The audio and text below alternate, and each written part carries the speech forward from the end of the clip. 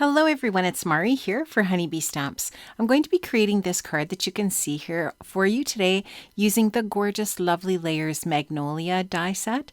I've die cut the Magnolia off screen, and here you can just see the gorgeous bloom that I have that I'm going to create with. I'm going to be using some Distress Oxide inks to colorize my Magnolia bloom. And what I'm going to do is just put a little bit of Kitsch Flamingo and Pick Raspberry on my table over to the right, just slightly off camera. That's where I'm grabbing the pigment from with my watercolor brush.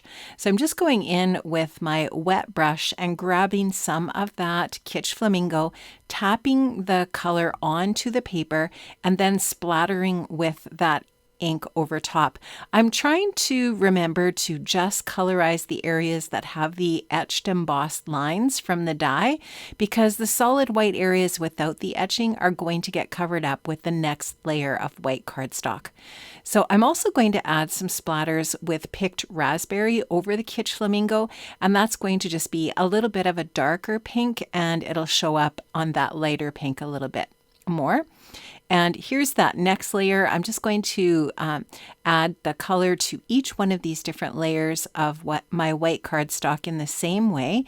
This is just plain white cardstock. It is not watercolor paper, so I'm trying not to use too much water when I'm doing this technique. And actually it works out really well.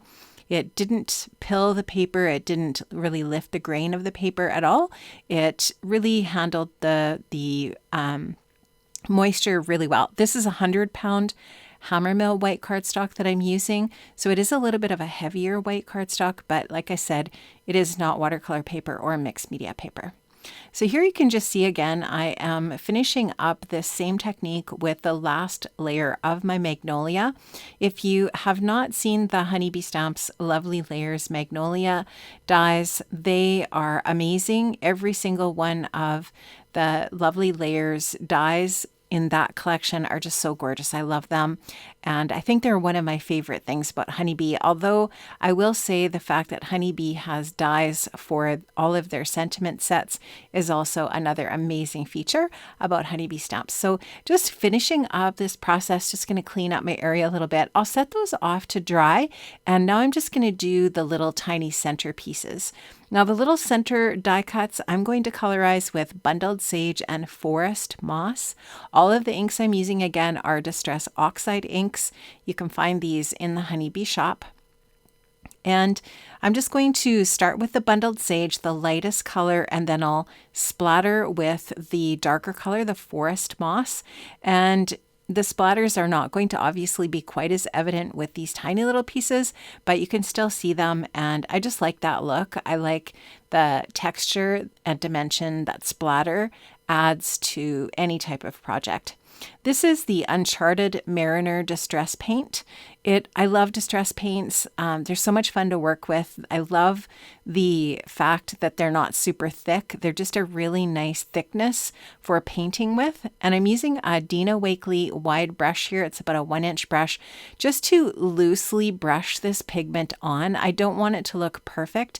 I want there to be some stroke marks. And here you can just see I've used the gorgeous Dogwood Blooms 3D embossing folder to create a panel for my card front. I am using an A2 size top folding card base for my project, and I wanted to just add this on my background for a little bit of extra texture. I love this 3D embossing folder from Honeybee. It is just absolutely stunning. I think that Honeybee has just done an amazing job of the 3D embossing folders they've come out with. They are absolutely gorgeous. So I'm going to take some wide foam tape and add that onto the back of my painted paper. By the way, the paper that I used my distress paint on is watercolor paper. It is Ranger watercolor paper. I love that paper because it is bright white, and you can find that in the Honeybee shop.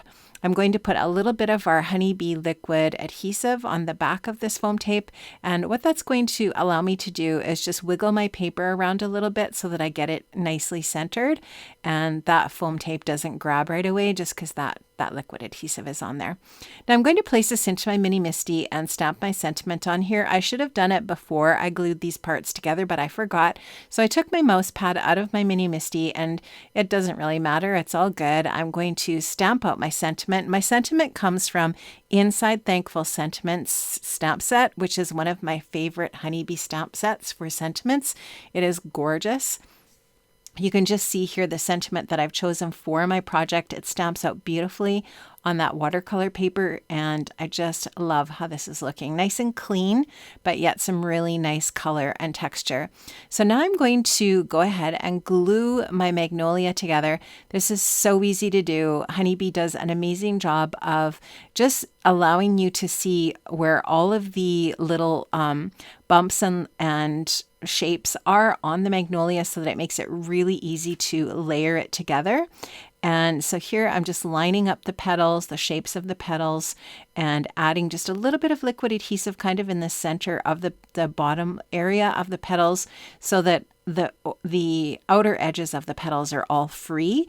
And in that way I can fold them up and just create a little bit more dimension and texture on my project in that way.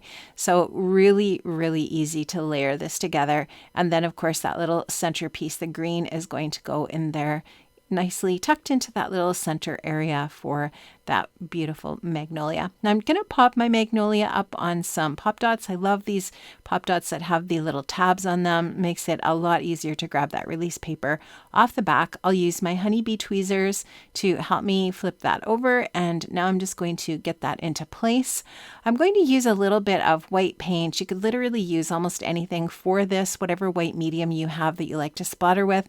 I like to use Dina Wakley white gloss spray, but you could water down some white paint. You could use gouache, lots of different things in your space that is white that you can splatter with. And I love the texture that this adds to my project. I really enjoyed making this for you today, friends. I hope you were inspired. Make sure you check out the links in the description box below to all of the products that I've used from the Honeybee shop. Have an amazing day, friends, and I'll see you again soon. Bye-bye.